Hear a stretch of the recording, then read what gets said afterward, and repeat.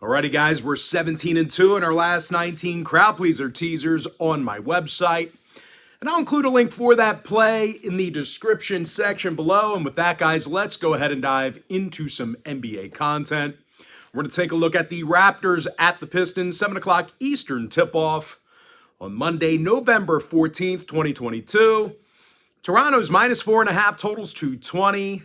Now, this number has become so short because Freddie Van Fleet's out. I guess he's got an illness or a sickness or something like that. And as you already know, Pascal Siakam's still out with that groin injury. Having said that, though, I still think the Raptors should cover against a bad Detroit team. The Raptors are in the top 10 in the league in fewest points allowed. When it comes to offensive production, OG Anunoby scoring 17 points a game along with 6 boards. Meanwhile, Gary Trent Jr., he's right behind him with 16 points a night. Now they're facing a Detroit squad who lost 8 out of their last 10, and they have a tough time slowing anyone down. They're allowing over 118 points a night, and they're in the bottom 3 in defensive boards.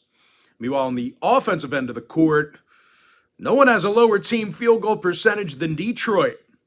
Now, injury-wise, Burks and Joseph are questionable. Cunningham's still out.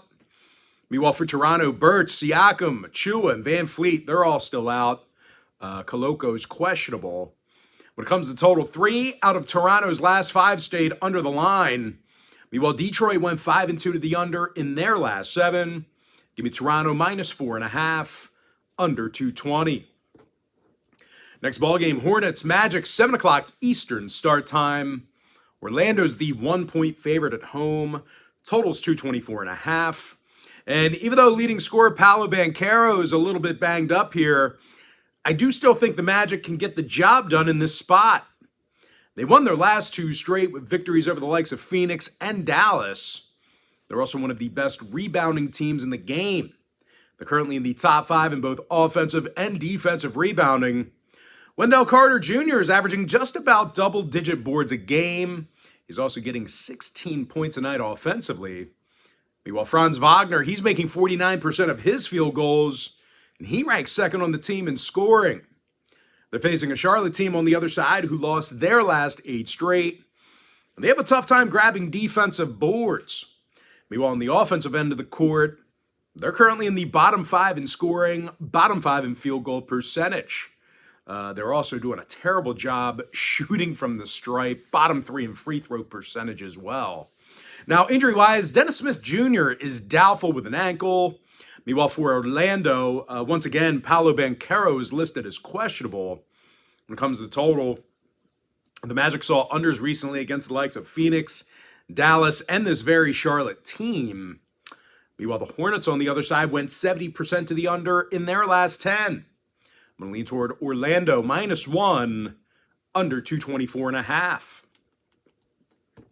Next contest, Thunder, Celtics, 7:30 p.m. East. Boston's minus 11.5 at the Garden. Totals 228 and a hook. And even though this is a huge number, the Celtics got the W in their last 6 straight. And they're scoring more points a game than any other team. Jason Tatum's leading the franchise with 32 points a night. He's also making nearly 40% of his three-pointers. Meanwhile, Jaylen Brown, he's right behind him with 25 points a game himself.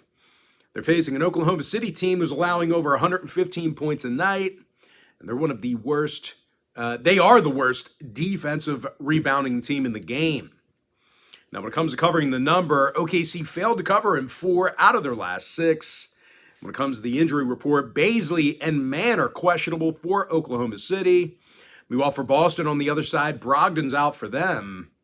When it comes to total, Boston went 7-3 the over in their last 10. Oklahoma City also went 70% to the over in their last 10 themselves. I'm going to lean toward Boston minus 11.5, over 228 and a hook. Next ball game, it is going to be Suns Heat, 7:30 East. Miami's the 2-point favorite at home. Totals 215.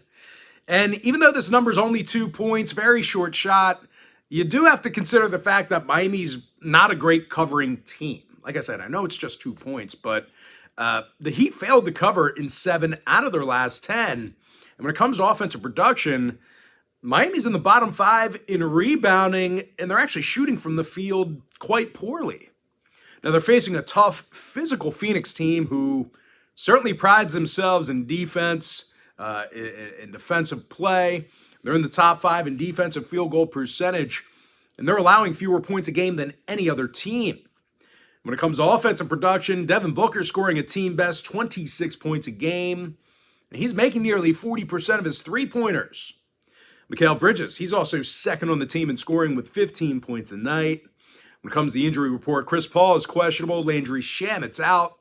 Meanwhile, for Miami, Hero and Dedmon are questionable for them.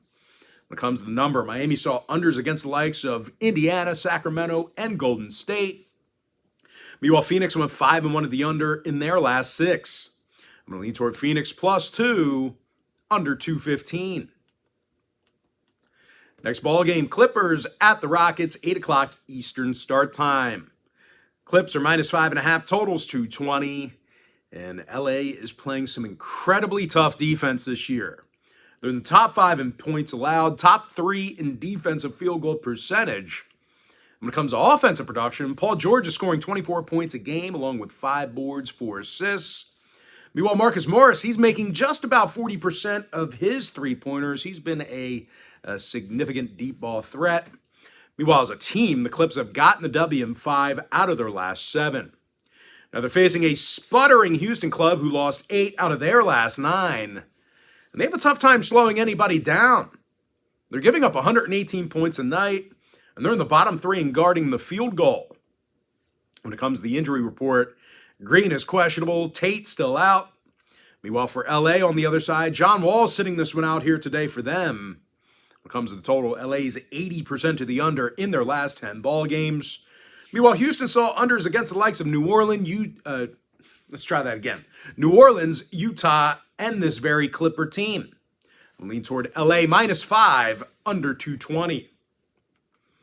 Next matchup, Hawks at the Bucks, 8 o'clock Eastern start time. Milwaukee's -4, totals 226. Now, the Bucks are 10-2 on the year, and they're led by Giannis Antetokounmpo, who's averaging 31 points a game. Meanwhile, Bobby Portis, he's second on the team in rebounding with 11 boards a night.